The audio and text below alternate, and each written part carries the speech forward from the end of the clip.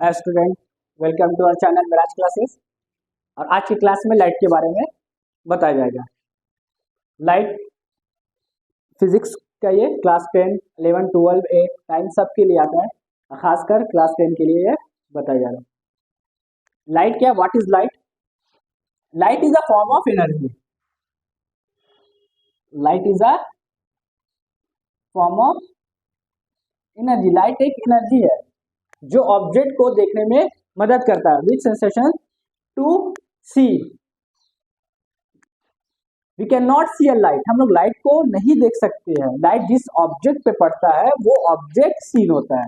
और जितना भी डिफिनेशन है ये आपको डिस्क्रिप्शन में पूरा इसका डिफिनेशन आपको मिल जाएगा। और स्पीड ऑफ लाइट कितना होता है? स्पीड ऑफ लाइट आपका जो होता है एयर या वैक्यूम में, एयर या वैक्यूम में लगभग सेम होता है 3 × 10⁸ मीटर पर सेकंड। ये आपका स्पीड ऑफ लाइट होता है।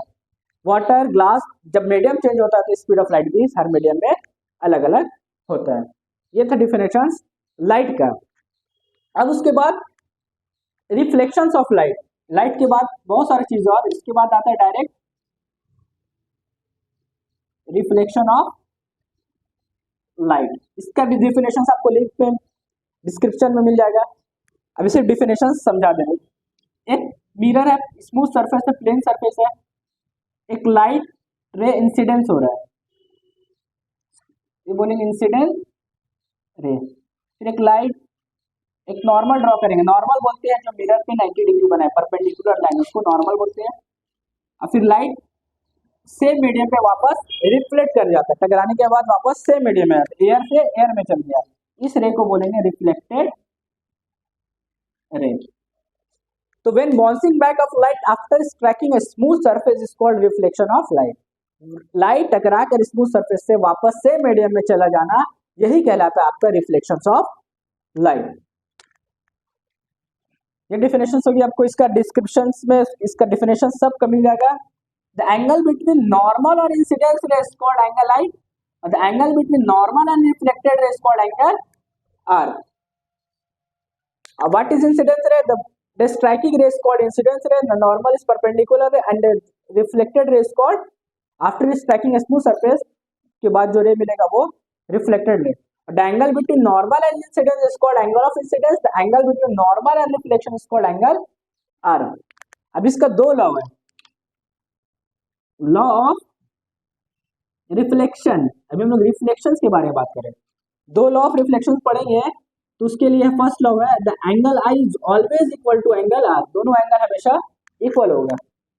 और दूसरा है the incidence ray, normal and reflected ray all lie in same point. तीनों एक ही पॉइंट पे मिलेगा या तीनों एक ही प्लेन पे आपको इसका मिलेगा। यही दो लॉ है। अब उसके बाद पढ़ेंगे, इसके बाद बता प्लेन मिरर के बारे में। Angle image form by a plane mirror. Plane mirror में कैसा image, characteristics of the image form by the plane mirror. Plane mirror में जो भी इमेज बनता है वो वर्चुअल इमेज बनता है। इमेज दो टाइप्स होता है, एक रियल इमेज और एक virtual image. Real image actually meet होता है, एक्चुअली रे क्या होता है, मीट होता है। इसमें अपेयर टू मीट होता है, रे को अपेयर टू मीट कराया जाता है। ये बनता है बिहाइंड द मिरर, मिरर के उस पर, और ये मिलता है मिरर के इस पर, in front of mirror. Real mirror, real image जो होता है आपका इन्वर्टेड होगा, और वर्चुअल इमेज आपका इरेक्ट होगा, सीधा होगा। तो जो प्लेन मिरर में जो इमेज बनता है वो वर्चुअल इमेज बनता है, same size of the object बनता है, सेम डिस्टेंस ऑब्जेक्ट पे बनता है, और इरेक्ट रहता है, और लैटरली इन्वर्जन, मतलब लेफ्ट वाला चीज आपको राइट में दिखेगा, राइट वाला चीज लेफ्ट में आपको दिखेगा। ये characteristics of the image form by the plane mirror. उसके बाद मेन जो आता है स्फेरिकल मिरर।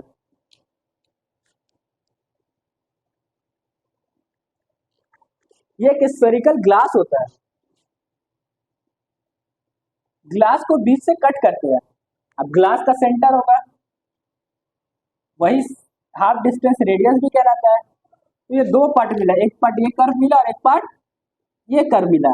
अगर हम लोग आउटर साइड पॉलिश कर देंगे सिल्वर कोटिंग, और इनर साइड रिफ्लेक्टिंग सरफेस रहेगा, तो ऐसा मिरर कहलाता है आपका कॉनकेव मिरर। कॉनकेव मिरर, इसको हम लोग बोलते हैं कन्वर्जिंग मिरर, कन्वर्जिंग मिरर। और इनर साइड पॉलिश कर देंगे, रिफ्लेक्टिंग सरफेस आउटर साइड रहेगा, तो इसको बोलते हैं कॉन्वेक्स मिरर, जिसको हम लोग डाइवर्जिंग मिरर भी बोलते हैं, डाइवर्जिंग मिरर।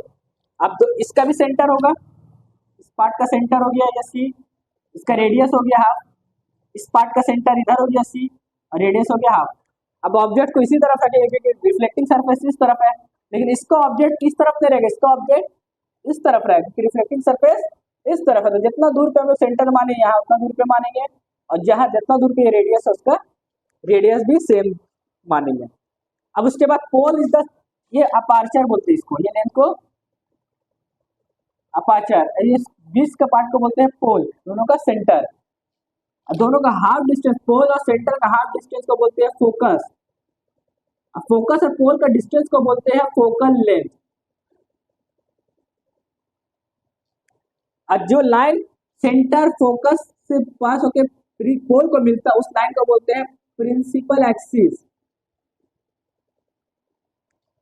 सेम यहाँ भी, ये भी पोल हो गया, ये अपार्चर हो गया, दोनों का हाफ डिस्टेंस फोकस, इसका फोकस इधर भी रहेगा, ये लाइन कहलाएगा P axis, principal axis.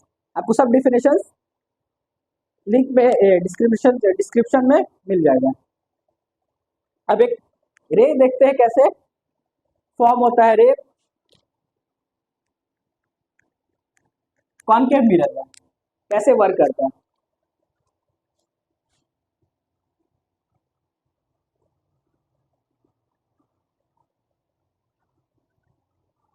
Centre focus पोल, कोई भी रे, अगर ये बात करें कॉनकेव मिरर की, कॉनकेव कोई भी रे अगर प्रिंसिपल एक्सिस के पैरेलल होगा, आफ्टर स्ट्राइकिंग वो फोकस से कट करेगा।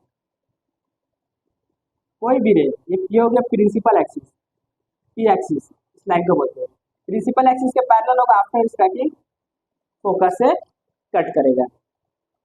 दूसरा,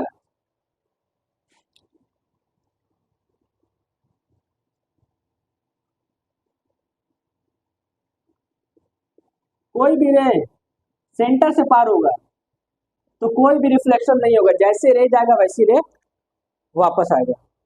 तीसरा, कोई भी रे अगर फोकस से पार होगा तो आफ्टर स्ट्राइकिंग मिरर में वो प्रिंसिपल एक्सिस के पैरेलल हो जाएगा। जस्ट इसका उल्टा, पैरेलल रहेगा तो फोकस से कट करेगा, अगर फोकस से पास हो रहा तो प्रिंसिपल एक्सिस के पैरेलल हो जाएगा। तो ये सब एक जगह पे आके मीट करता है, इसीलिए इस मिरर को बोलते हैं कन्वर्जिंग मिरर।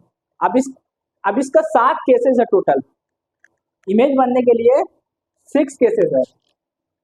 अब अलग अलग केसेस पे अलग अलग जगह पे इमेज फॉर्म होता है, इमेज का कैरेक्टरिस्टिक्स अलग अलग होता है, वो आपको नेक्स्ट क्लास में बताया जाएगा। इसी तरह ये कॉन्वेक्स का हो गया मिरर का, ये पोल फोकस सेंटर फोकस सेंटर। इसमें क्या होता है, कोई भी रे अगर प्रिंसिपल एक्सिस के पैरेलल जाएगा तो इसमें रे डाइवर्ज कर जाएगा, इसमें रे डाइवर्ज कर जाएगा, मिलेगा किस तरफ, मिरर के उस पार, ये फोकस में मिलेगा। इसीलिए बोलते हैं इसको अपेयर टू मीट, रे अपने से नहीं मिलता, रे को मिलाना पड़ता है। इसीलिए जो अपने से नहीं मिलता है, जो मिलाना पड़ता है रे को, उसको बोलते हैं वर्चुअल इमेज फॉर्म होगा, और रे एक्चुअली मीट करेगा तो वो रियल इमेज फॉर्म होगा। इसके लिए 2 केस है और उसके लिए 6 केस है। अब 6 केस क्या केस समझा दे रहे, उसके बाद नेक्स्ट क्लास में इसका डिटेल में बताया जाएगा। सेंटर फोकस पोल, सबसे पहले ऑब्जेक्ट इन्फिनिटी पे रहेगा, इन्फिनिटी मतलब बहुत दूर से रे आ रहा है। दूसरा, सेंटर और फोकस के बीच में रहेगा ऑब्जेक्ट। तीसरा, ऑब्जेक्ट सेंटर पे आ जाएगा। फोर्थ केस सेंटर और फोकस के बीच में रहेगा। पांचवा, फोकस पे आ जाएगा ऑब्जेक्ट, और छठा फोकस और पोल के बीच में। ये 6 केसेस है, 6 जगह पे ये ऑब्जेक्ट रहेगा, और हर जगह पे जो इमेज होगा अलग अलग types of characteristics image form होगा, कभी लार्ज बनेगा, कभी छोटा बनेगा, कभी डायमिनिश्ड बनेगा। तो ये 6 केस है। और कॉन्वेक्स में सिर्फ टू केसेस है, एक इंफिनिटी पे रख दीजिए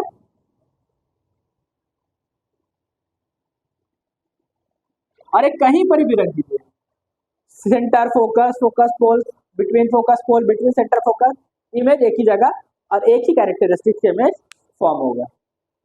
थैंक यू।